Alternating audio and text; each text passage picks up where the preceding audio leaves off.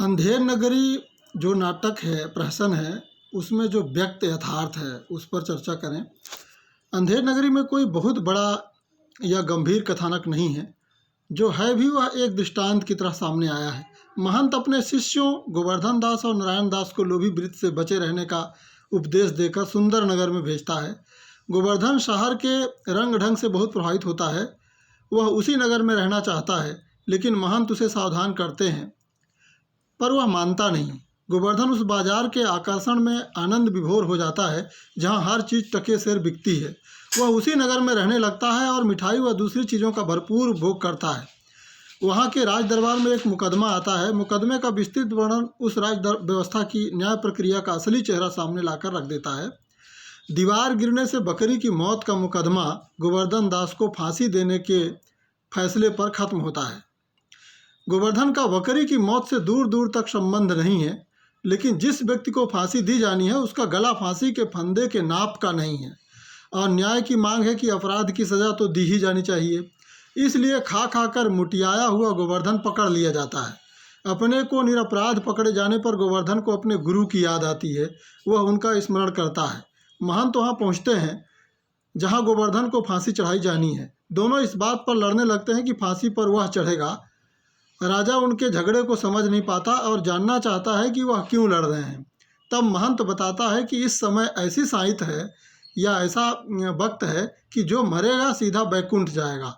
इस बात पर सभी फांसी चढ़ने के लिए उतावले होने लगते हैं, लेकिन वैकुंठ जाने के लालच में राजा स्वयं को फांसी पर चढ़ाए जाने का आदेश देता है।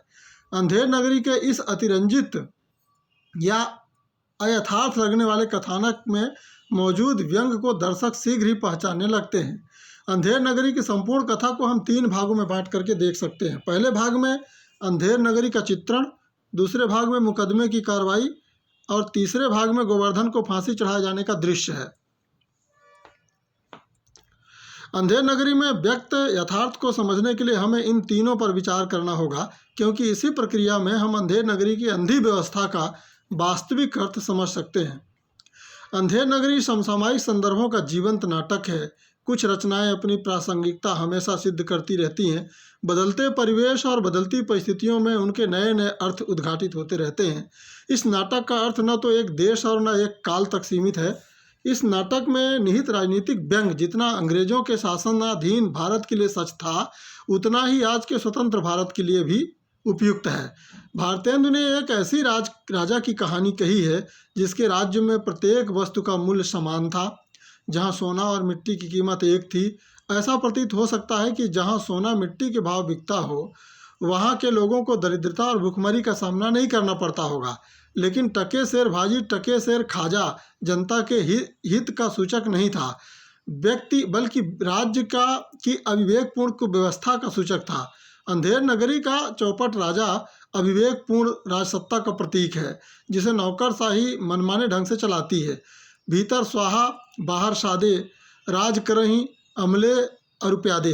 अंधेर नगरी की राजसत्ता क्या काल्पनिक है या भारतेंदु के समय के भारत का यथार्थ है? हमने पिछले भाग में भारतेंदु के समय पर विचार किया है।